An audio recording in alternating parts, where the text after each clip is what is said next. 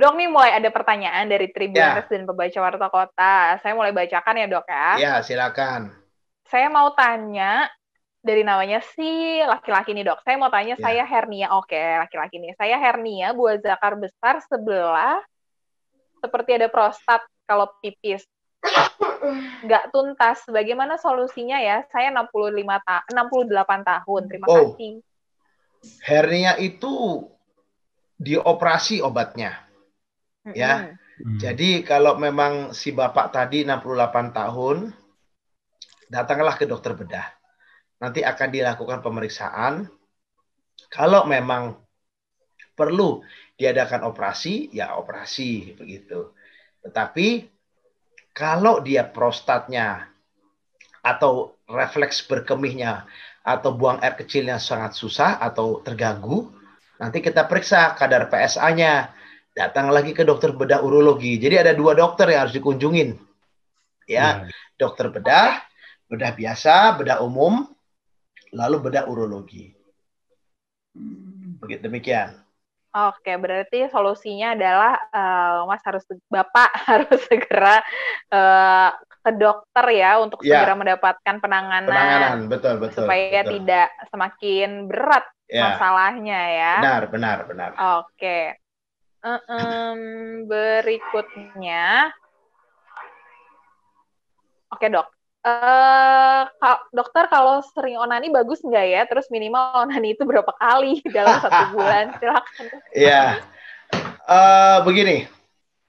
Kalau ini penanya yang belum menikah, belum berkeluarga, artinya belum. Tadi kayaknya belum nikah dok. Ada hashtagnya belum nikah. Iya, dia. Saya mau katakan masturbasi atau onani itu secara medis tidak masalah, ya. Tidak masalah dalam artian secara anatomi, secara organ keseluruhan tidak masalah. Tetapi yang menjadi masalah nanti fungsi seksualnya.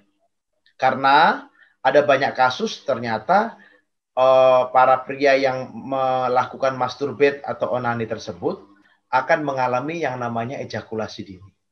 80% dia mengalami ejakulasi dini.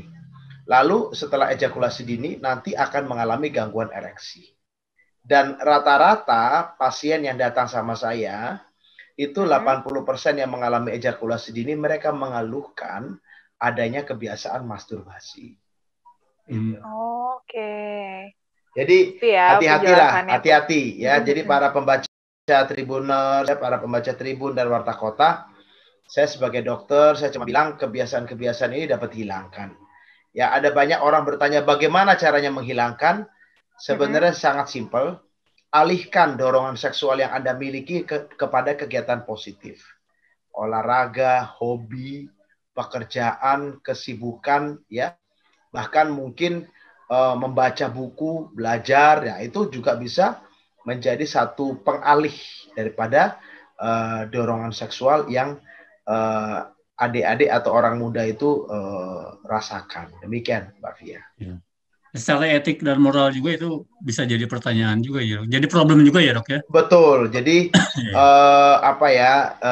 sebetulnya saya percayalah namanya setiap agama yang namanya itu kan salah satu kebiasaan sebenarnya nggak terlalu baik ya.